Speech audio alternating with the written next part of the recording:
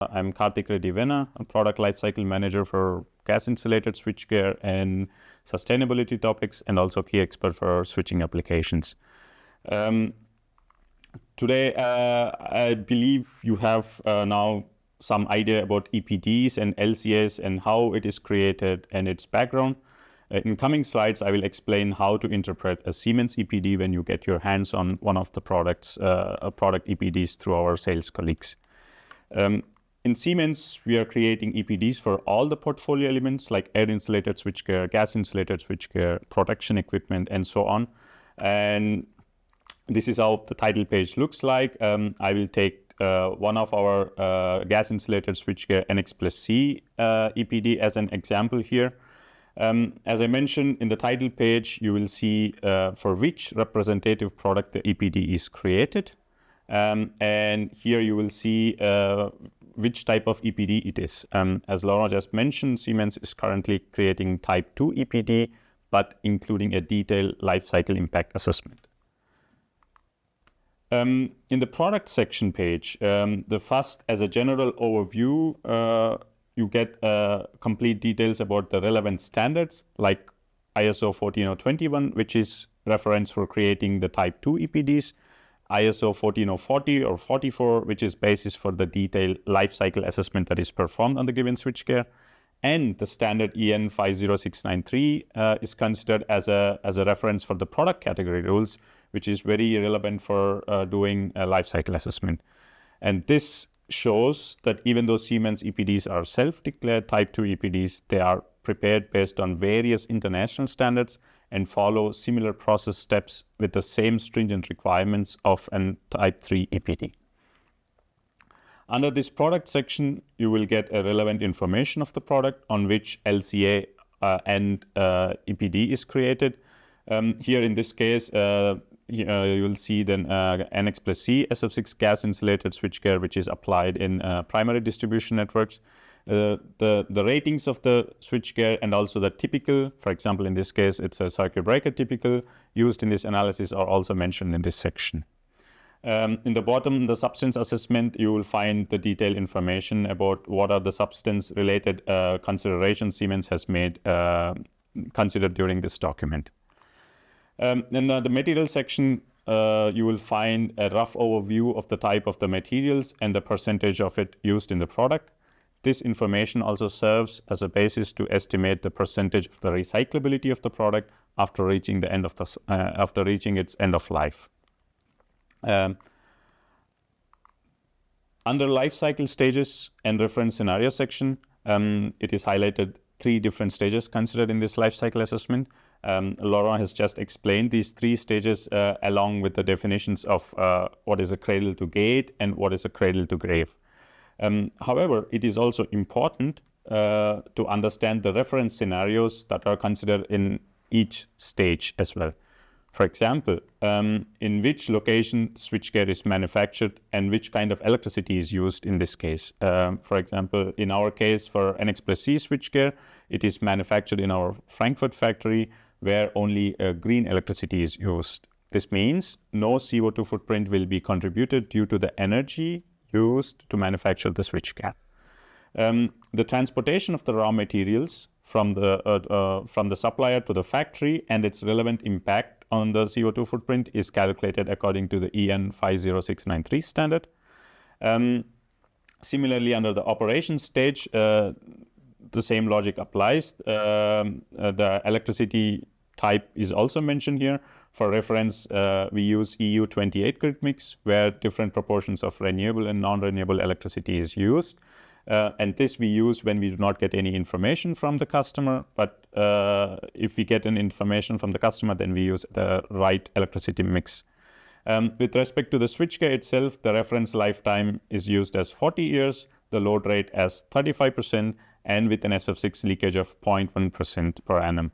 And these are the considerations made according to the IEC 62271-320 standard, which is currently under the draft stage.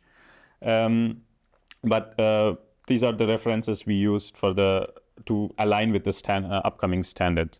And one important thing I want to mention here is the given SF6 leakage percentage is based on IEC 62271 standard, but in reality, the leakage percentage will be a lot lower than the value that is given here.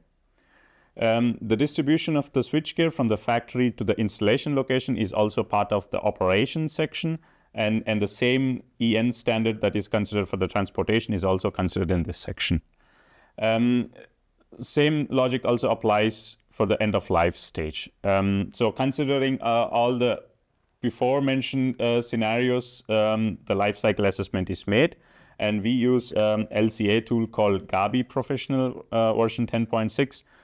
In this section, you will see the list of 16 key parameters that will be impacted by the switchgear throughout its life. And these 16 indicators are listed as per, again, the standard EN 50693, but they are the focus categories as of today, which means when the standards get upgraded and also the sustainability focus changes, then these factors will also change in the future. In the coming section, I have given more emphasis to the global warming potential, which is one of the most interesting parameter for a lot of customers. So I will go a little bit more in detail about this global warming potential in the next slide. So in this page of the EPD, you will get a detailed picture of CO2 emissions caused by this particular switchgear in the 3 stages, that is from manufacturing till the end of life, and which elements of the switchgear contribute to how much amount of CO2 emissions. But when it comes to a user, he can think, okay, how can I use this particular information in this page to my sustainability targets? So that's why it is important to understand under which scope each CO2 emissions will fall. And this is what I'll explain now. So, for example, the manufacturing CO2 equivalent emissions will be coming under scope 3 for the user. When it comes to operational losses, there are 2 categories. One is the joule losses and one is the SF6 leakage losses.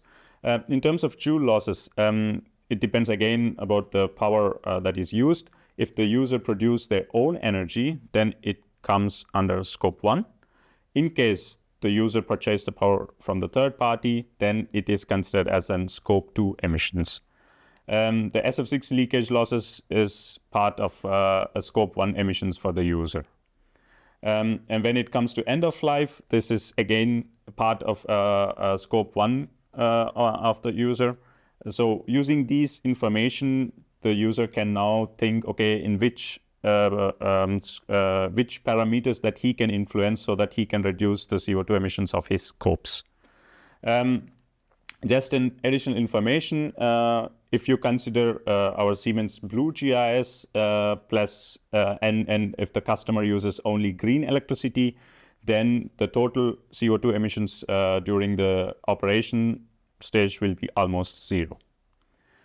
In the end of life scenario, the users will get the information about the recyclability of the mentioned switchgear, which is based on the Gabi tool.